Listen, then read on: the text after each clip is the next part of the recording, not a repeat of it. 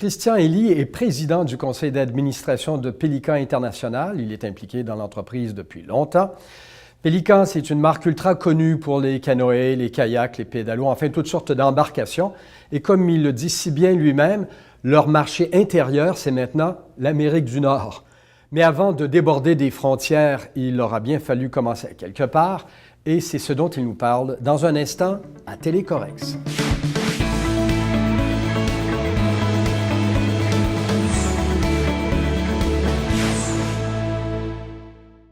Alors bonjour, M. Elie, bienvenue à Télécorex. Merci. Avant d'entrer dans le vif du sujet, je vais vous rappeler une histoire parce que j'étais allé vous voir il y a quelques années chez Pélican dans une période qui n'était pas la plus commode. C'était lors de la crise financière de 2008-2009. Vous en rappellerez peut-être, c'était pour un texte que je préparais pour le journal Les Affaires.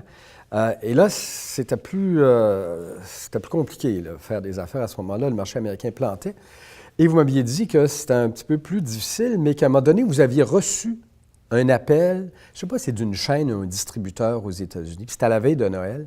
Il venait de se réveiller et il vous avait dit, et je cite, « Envoyez-nous tout ce qui flotte ». Si vous vous rappelez. « If it's float, ship it ». C'est ça, exactement. Et, on avait effectivement, on l'a toujours d'ailleurs, un très gros client qui s'appelle Dick's Sporting Goods, qui sont maintenant rendus à peu près à 650 magasins. Et qui, à ce moment-là, la plupart de nos concurrents qui ont un autre procédé ont des troubles, des capacités de production plus limitées que les nôtres. Donc, comme nous sommes beaucoup plus efficaces et qu'ils étaient en rupture de stock, évidemment, c'était une expression, c'était surtout pour les kayaks, mais on leur vendait aussi des pédalos, des petites embarcations de pêche. Alors, ils voulaient remplir les magasins. Parce qu'ils venaient de se rendre compte que la demande était là. Et bon, vous n'en étiez pas, vous, à flotter, là. C'était pas ça qui était...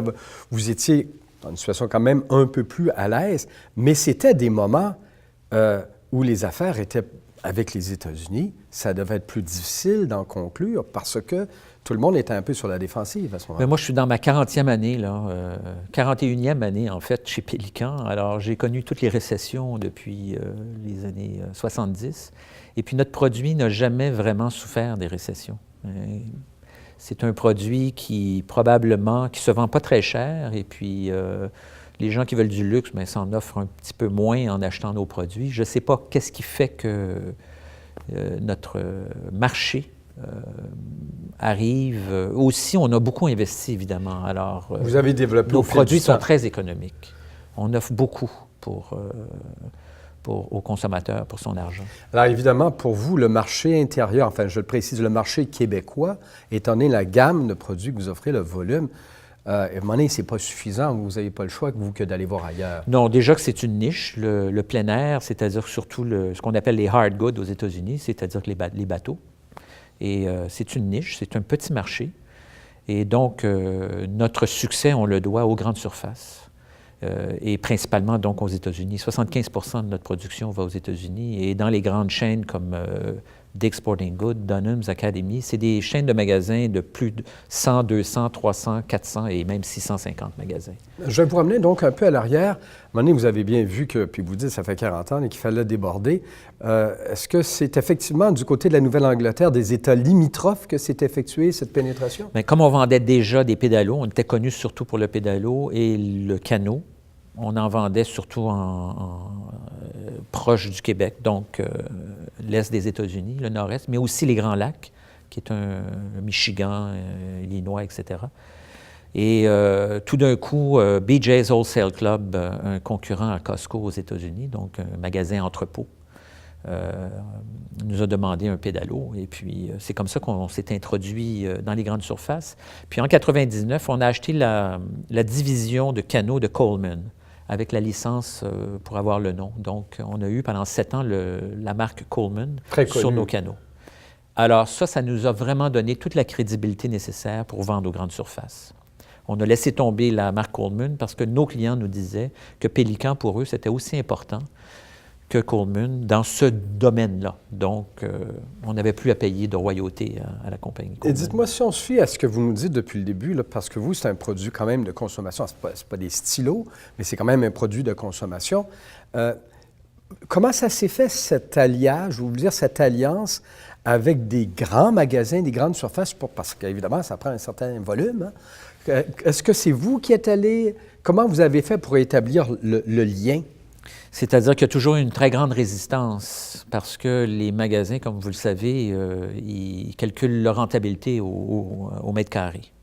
Donc, dans un kayak, on peut mettre facilement une dizaine ou une douzaine de paires de souliers à 150 $, donc, alors que nos kayaks se vendent, il y en a même qui se vendent à 199 $ et même 179 $. Donc, il fallait trouver la Donc, façon. c'est notre technologie qui est 10 fois plus rapide que nos concurrents et qui fait qu'on est capable de sortir 1500 bateaux par jour, donc de répondre très, très rapidement à la demande. Et d'être capable de livrer rapidement aussi. Bien là, c'est une question de logistique, évidemment. On est en contact avec les compagnies de transport. Je dois dire que ces dernières années, ça a été extrêmement difficile à cause du prix de l'essence qui a monté. Aujourd'hui, on a un break depuis quelques mois. Et pas juste l'essence, le dollar canadien également. Le dollar, on a réussi. Écoutez, on a toujours été de plus en plus profitable. Donc, on a pu, en investissant dans la technologie, contrer la montée du dollar canadien.